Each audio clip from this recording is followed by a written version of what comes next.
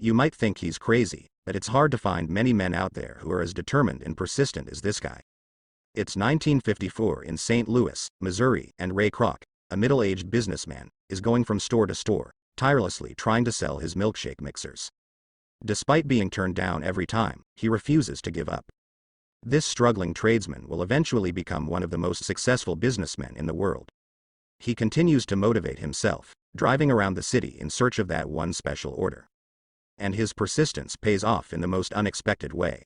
After yet another failed attempt, he receives a call from his secretary in Chicago, informing him that he has an order for 6 milkshake mixers from a restaurant in San Bernardino, California. Excited, he contacts the restaurant and the order increases to 8 mixers.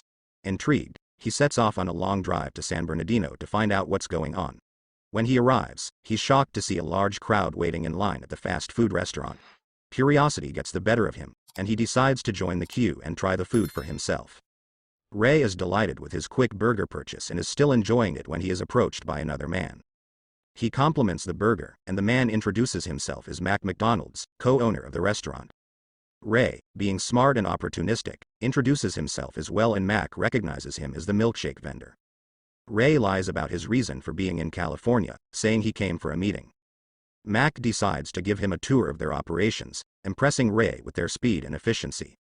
Ray offers to take both Mac and his brother Dick out to dinner, expressing his admiration for McDonald's and his desire to hear their story.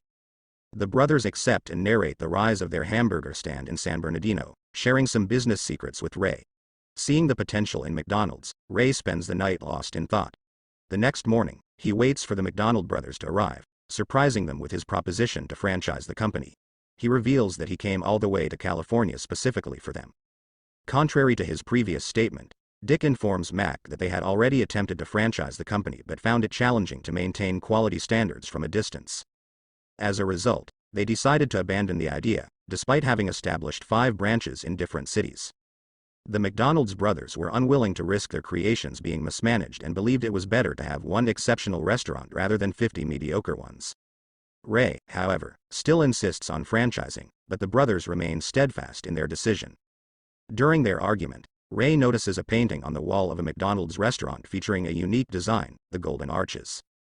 Intrigued, Ray decides to visit the Phoenix branch, where he is captivated by the Golden Arches design. Determined to be a part of McDonald's, Ray returns home to Arlington Heights, Illinois, where his absence has strained his relationship with his wife, Ethel. Despite her demands for more attention, Ray tells her he may never take a break. Ray continues to pursue his milkshake trade but faces rejection once again. Undeterred, he visits the McDonald brothers and shares his belief that the Golden Arches could become a symbol of American culture, place where families could gather to enjoy fast food across the nation. Despite his initial hesitation, Dick's brother manages to convince him to proceed with the idea. They sign the necessary paperwork, making Ray the franchising agent for McDonald's in the Midwest. However, Ray is bound by the contract to maintain the restaurant's standards and integrity, requiring approval from the brothers for any changes. With what he wanted finally achieved, Ray Kroc doesn't waste any time. He immediately starts visiting banks to secure funding for the project, but he is repeatedly turned down.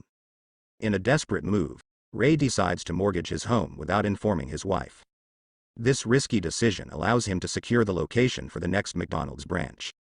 Ray is an ambitious and impatient man, wanting everything to move quickly. However, the McDonald's brothers prefer a slower approach. This leads to arguments between Ray and the brothers, especially when Ray tries to get a sponsorship from Coca-Cola by including their name on the menu. While Ray sees it as an opportunity for free money, Dick disagrees, not wanting to commercialize McDonald's. Despite the disagreements, the Des Plaines McDonald's branch, with its iconic Golden Arches design, starts operating successfully. Fortunately, Ray is also passionate about maintaining the standards of McDonald's. Meanwhile, his wife Ethel is left feeling isolated at home. In an attempt to make it up to her, Ray takes her to a nearby country club where he pitches his business discovery to his wealthy friends. Initially mocked, they eventually give him a chance after support from Ethel. Ray takes a moment to observe how rapidly the franchises are growing. Ray credits the growth to his wealthy friends, but he starts to worry about maintaining the standards. His fears are confirmed when he notices a decline in the quality of one of the newly opened franchises. Realizing he needs to take action quickly, Ray confronts one of his rich friends who is in charge of a franchise. To his disappointment, Ray discovers that his friend doesn't care about the franchise's standards. Feeling betrayed, Ray cancels his membership in the club, surprising his wife.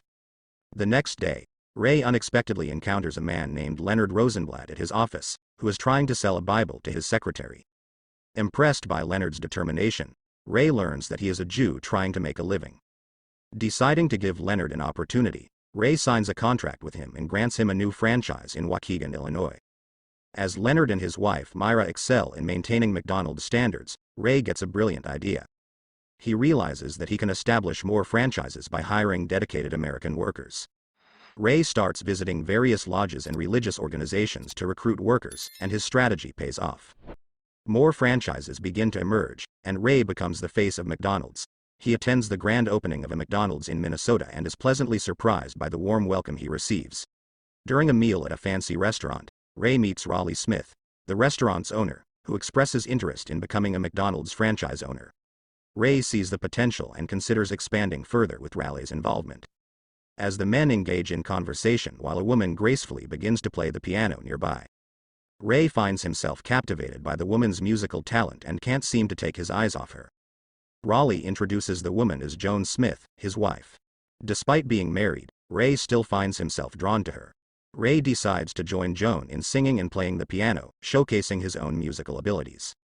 It becomes evident that Ray has developed feelings for her. Ray returns from his trip to Minnesota with grand ambitions for McDonald's. He wants to expand the franchise beyond the Midwest. However, he faces a small obstacle.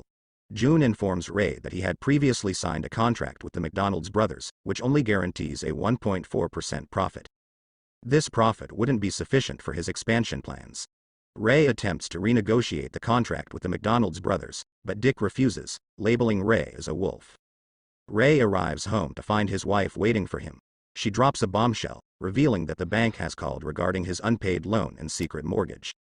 Filled with anger, Ray storms into the bank to confront the banker, who reminds him of his 3-month overdue payment.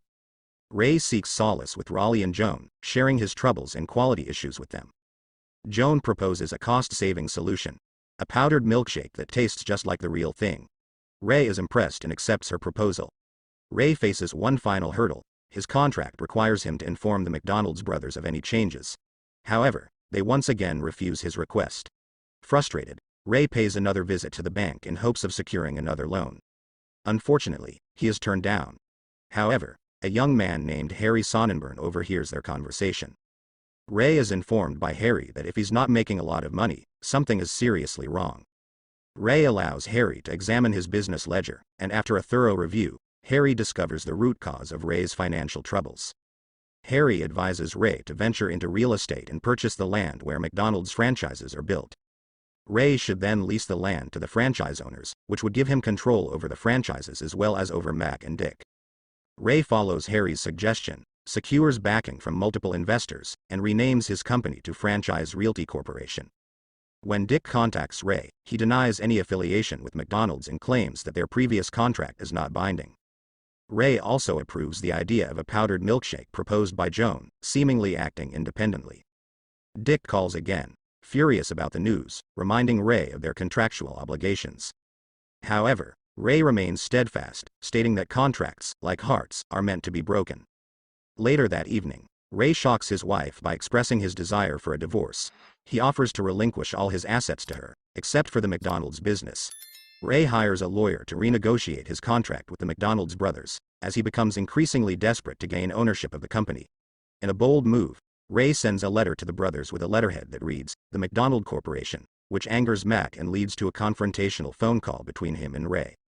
The relationship between Ray and the McDonald brothers has become strained. When Mac is hospitalized, Ray decides to visit him and brings a bouquet of flowers. However, hidden within the flowers is a blank check, revealing Ray's plan to buy the company from them. The brothers are frustrated and feel betrayed by Ray's actions. After Ray leaves, Mac confides in Dick that they cannot win against Ray.